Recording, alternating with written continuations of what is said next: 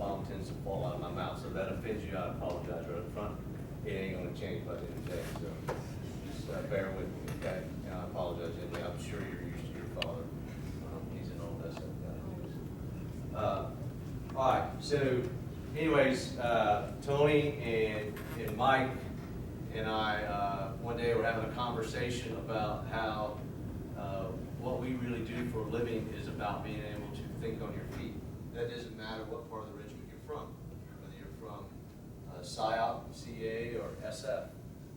Actually, anything in the Army, I would imagine, is applicable to you. And so we came up with a wazoo idea that we would send it to improv school for a week, and made them very uncomfortable around all the thespians involved. And they went over, and obviously they excelled, and then they brought them back, and we're like, all right, now how do we apply this? And so you guys are our first experiment in that, and from the looks of it, it went fairly well. I appreciate your participation in putting up with it. And a lot of reasons we did that is because when I formed this course last year, a lot of it was based off of I had spent a year in NDU. It was based off my thesis that I did at NDU. Okay, and it's my love and embrace of failure as the greatest teaching tool there is. And that's what, if you hadn't figured this out, that's what this course is about. You're going to figure it out real quick in about 2 weeks, Mike? Mm-hmm. Is that when they go into Jubilee? Yep, 2 weeks. Because that's what it's all about, okay? So I'm trying to get you comfortable, get your hide a little bit thick, because we're going to tell you you're fucked up, okay? It's just like a baby. How does a baby learn? Don't nobody stand over and go, this is what you do. You push with your hands and you stand up. No, he stands up, he falls down. Stands up and falls down, and he figures it out, okay? That's kind of our method. It's ugly, but we think it's effective, okay? It's done different than anybody does it in the Army. We openly say we're going to try to make you fail, okay? We're going to push you to that brink. I think Captain Kern just talked to some of you guys about that. That is our theory. That's how we work, okay? It's painful, but it is effective, okay? And we hope that you will carry that tradition with you. So give me some feedback on the improv. Do you think this helps you with getting over your fear of being made a fool out of? Talk. Yeah, I think Yes. At first, I thought it was a bunch of, pardon me, sir, but I thought it was a bunch of like humanitarian liberal kind of crap. Yeah. But I can see the tactical application. I can see that, and especially being put on the spot where you don't want to throw an idea out there because you think, well, everybody's going to think it's, maybe I'm not up to certain levels of everybody else. You know, what he's saying there is very interesting. I spent 2 rotations where I had to advise the ISOF commander in Iraq. And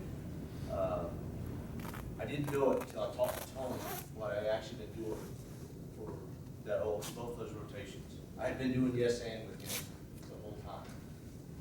And I basically never argued with him until I thought he was going to get my guys in. Okay? And then I would pull the trump card then. I was like, hey Sadie, I've agreed with you about all these other things. All I'm asking for is this.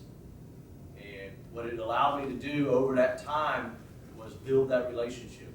The problem with training, and you're going to find this especially dealing with human relations, is that it's a false setup, right? You don't set up a scenario and then that's the way it's going to happen. You have to learn who that person is and how they react, right?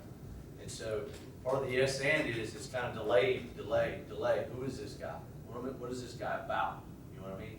And so you're always doing that boxing match with him. Okay? That's good stuff. It doesn't just apply to this nation. It applies to your boss, subordinates, your wife. My wife, she'll tell you, she's like, let me tell you about an SF guy. If he comes in your house, guard your wallet, guard your wife. He's probably going to take them both, and you're going to like him for it. Okay? Because we're just naturally manipulative. We think of it as a game, right? Okay? That can get us in trouble. We're going to talk about that today. Okay? We'll try to keep you guys out of trouble. Okay? Go ahead.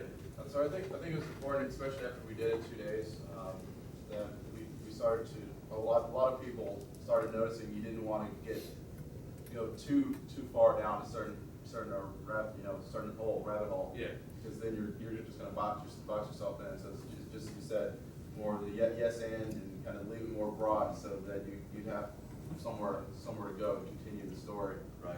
And actually have more time to think about it instead of just the most extreme example where you have to really know where else to go. Yeah, that's good. Anybody else? I like Yeah. having it at a macro level. The fact that we even did the exercise showed creative thinking in the course. Like the course is willing to give us an improv comedy class. It is showing us all that it's okay to think about these different tools that might be available if we're not just tapped into the normal train of thought. That's awesome. Yeah. I felt like if I could apply that kind of, relaxed, single feeling to giving briefings or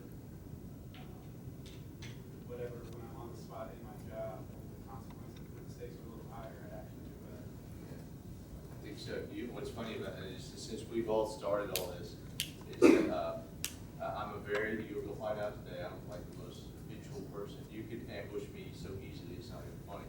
And so from that, I learned to do something different every day. Put myself in an uncomfortable situation every day, and then just try to figure out how the fuck I'm gonna get out of this. You know what I mean? And like, what it does is it trains that mind to just like relax. The sun's probably gonna come up tomorrow. You know what I mean? And no matter what the failure is more than likely in those type of situations, it's not gonna be so catastrophic you can't recover. Maybe a little embarrassing for you or whatever, but I think you're right. That's gonna be an important thing. When I was a young captain, I graduated this course on September the 21st, 2001. Anybody see significance of that? It was the first captains that graduated after 9/11. I was in 9/11 right before they put us in invasion, okay? We thought it was part of the scenario. They came and stopped the course. Didn't know about it until we got back. We were like, oh shoot, that really happened. We just thought it was like really good training. And they were like, no, you guys get your shit into your groups because you're going down range, right? And we were like, hey man, just walk beside them.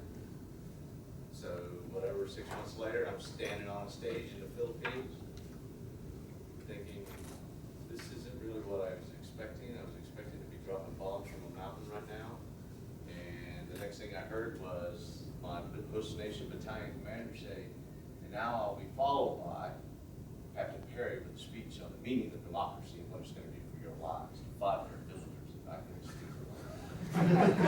speak. My team did what you just did. They all just started like, yeah. I was like, right? My team sergeant was like, they didn't teach you that shit in the course, did they? No, they didn't. By the time the cycle was over, my boys called it the I Have a Dream speech. Because it happened all the time. I had to do it all the time, right? I didn't know what my experience was about until probably 2 years later, I had to get up and give a brief to somebody.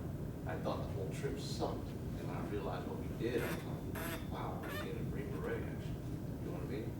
Green Beret is much more than just dropping bombs and shooting people in the face. It's about showing up and making things happen and nobody figuring out why the fuck did that just happen? It's because there was 12-foot guys doing stuff. The CA and PSYOP guys. And we were making stuff happen that it would take an entire brigade to make happen. 12 guys were making it. So being able to think on your feet is a crucial skill that for whatever reason, we don't take time to do, okay? All right. So today, you got that thing running, Mike? Okay. Well, that just put me in fucking deal. There's $20 on the line, okay? And it's my money, so I'll give it away, and it's not the $300 gift. So you figure out by the end of the day what today is about, what this class is about. $20 is yours, okay? I prefer that you wait till the end of the day and you let me know, okay? So I don't plan on holding you longer than 1400, okay? Because you gonna be pretty mentally exhausted by the end of the day. All right, so I'm gonna ask a lot out of them. All right. You guys are probably gonna wanna move over here. Okay, I think it's dangerous. So if you don't know who I am your OIC for your course.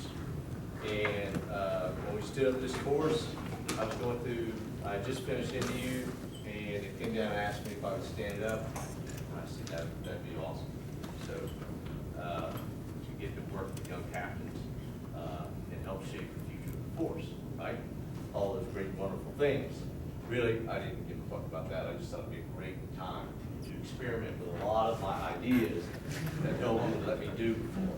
Okay, they don't really pay attention to what I do once I convinced them the course was valid. Okay, so we do things like improv courses and all that kind of stuff, right? So, what we're going to talk about today is, well, we're going to look at what makes human beings tick. Okay. In 1996, I was stationed in Seoul, Korea, on the DMZ in Korea. And we were very proud of ourselves because we were the most forwardly deployed infantry battalion in the Army at the time, meaning that we were the closest ones to combat. So that made us different and special. And my first day as a lieutenant, I was that guy when they told you in IOBC, one of you guys is going to go to combat your very first day. No shit, the very first day they alerted us. I was like, this is awesome. This is the first day. What's the next 20 years going to be like? I'm going to get combat for 20 years, right? Oh, that almost became true, right? So, unfortunately, nothing happened. But we did get alerted and we did all these kinds of things. And this cup has been with me since then. I'm not a coffee drinker. This is Alpha Company, person 506, Gator Tough. This is sold to me by my first sergeant to support our whatever slush fund they used to do. I don't know if they money to right? This cup has been with me all over the world. Okay? From the Philippines to Iraq, to Thailand, to Singapore, everywhere. It goes everywhere with it. It's had a very predictable life, and I cherish it a lot. Okay? But today, something unexpected is going to happen. Evil is going to enter its life.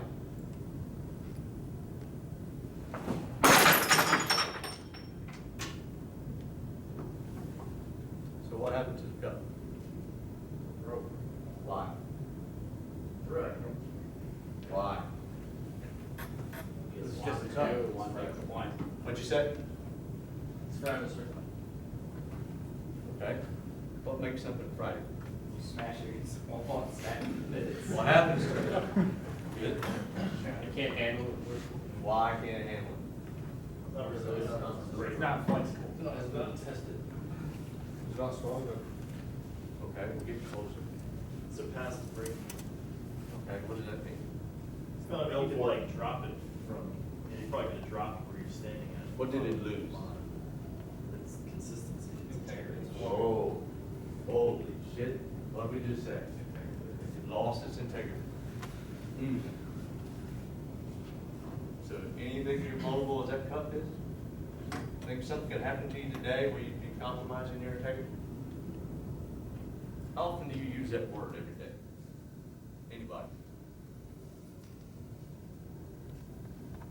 Not every day. Not every day. What are we good at? What we pay attention to? Who's ever heard? I'm an old ranger. They'll only do what you expect. Anybody ever heard that? The old first sergeant ever say that?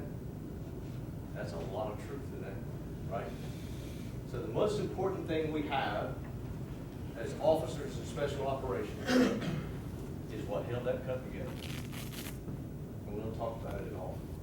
We don't address it at all on a daily basis. And it's the single most important thing you have that keeps this country free. Don't doubt it. You guys, the guys I told you, the last and first, we talk about that.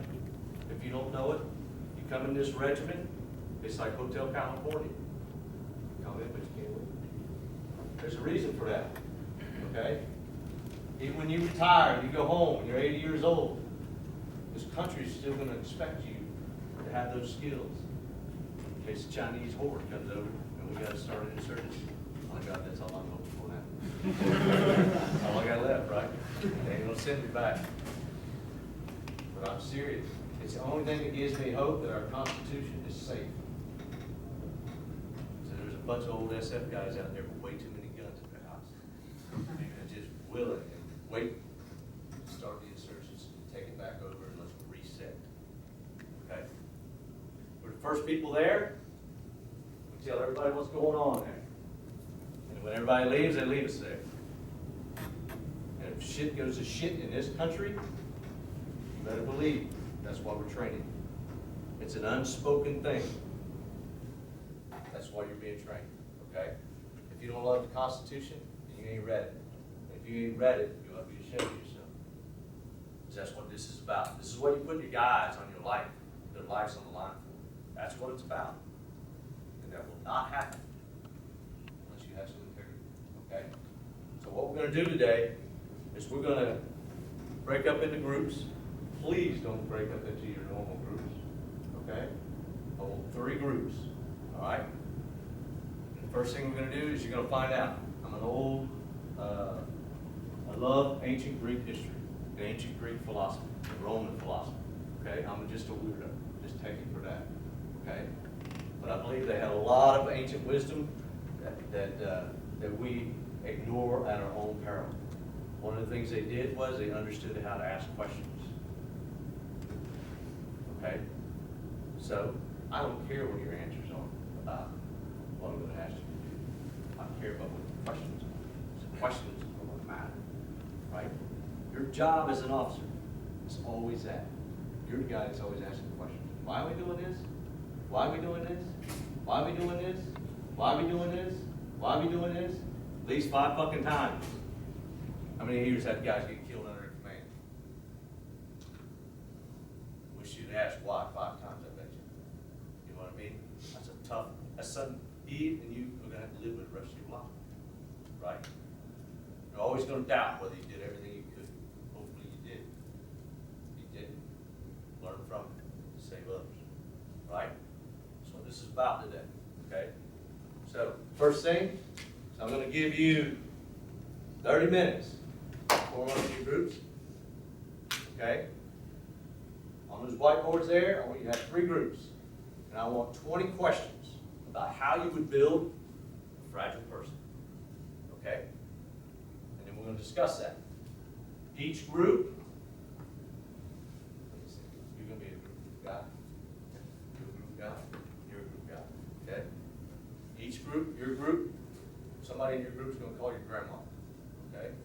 Somebody in your group is going to call your grandpa. Somebody in your group is going to call your dad. Okay? Ask them what they would do. Okay? Ask Miss Emily how she would build a fragile person. Okay? Miss Emily, you go with this captain right here. Okay? All right? Everybody tracking? Make a fragile person stronger? Or? How do you make a fragile person? Everybody understand the question? Okay? Don't make me a fragile person. Group 1. Group 2. Split up. Hey, Brad. What group are you? Yeah, we'll kick it over here so it's a little quieter, and then we'll hit the board. We'll do a little brainstorm. I'm gonna grab the readings. Somebody want to start a watch? You guys want to set those up on top of the table? It's sort of like in the hallway or something. That way I can scan over there.